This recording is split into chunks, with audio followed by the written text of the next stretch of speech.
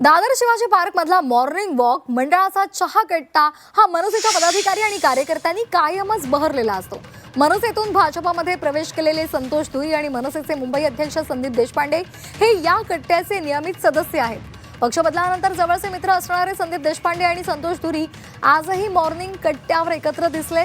संतोष धुरींनी भाजपची वाट निवडली आणि त्यानंतर संदीप देशपांडेही असाच काही निर्णय घेणार का ही चर्चा आता या मॉर्निंग वॉक कट्ट्यावर रंगलेली आहे। सध्या दादरमधलं मॉर्निंग वॉकचं पॉलिटिक्स बरंचसं गाजतं आहे, कारण दादरमधल्या जिप्सी कट्ट्यावरती कायमच मनसेचे अनेक मनसैनिक असतील, पदाधिकारी असतील, हे कायमच इथे उपस्थिती लावत असतात। या ठिकाणचे रहिवासी आहेत।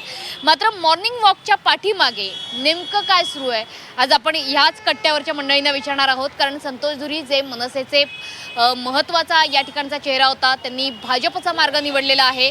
संदीप देशपांडे नेमकं काय करणार आहेत, जे मनसेचे मुंबई अध्यक्ष आहेत, याचं उत्तर अद्यापही मिळालेलं नाही आहे। मात्र त्यांचंच हे सगळं मित्रमंडळ आहे। एकंदरीत मुंबई महापालिका निवडणुकीच्या पार्श्वभूमीवर दादरमधलं शिवाजी पार्कमधलं राजकीय वातावरण चांगलंच तापलेलं दिसतंय। नाही, आमच्याकडे पण मनसेलाच जास्त चान्स आहे। यशवंत किल्लेदारच येणार आमच्याकडे, बाकी चान्सच नाही कोणाला, माझ्या मते तरी। संतोष धुरींनी योग्य तो निर्णय घेतलाय असं वाटतंय। हां, म्हणजे ॲज अ मित्र म्हणून आपण म्हणता येईल की बाबा की ज्याने एवढी वर्ष त्या पक्षासाठी दिली आहे, कधीच आजपर्यंत काही दुसऱ्या ह्याच्यामध्ये काही इथे तिथे उड्या नाही मारल्या।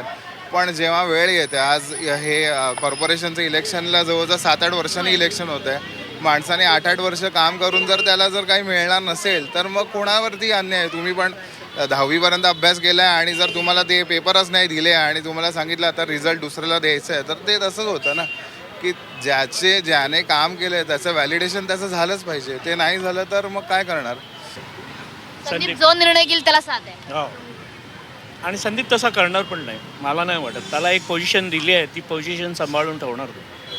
संतोष सारखा निर्णय घेईल असं वाटतं। संतोषचं माहीत ना मला, संतोष आम्ही सगळं आहे, संतोषबरोबर आम्ही सगळं चहा सगळं झालं, पण त्यांनी निर्णय घेतला तर त्याच्या हातात आहे, ते आम्ही काय बोलू शकत नाही आणि त्याच्या प्रोफेशनमधलं आम्ही काय बोलू शकत नाही।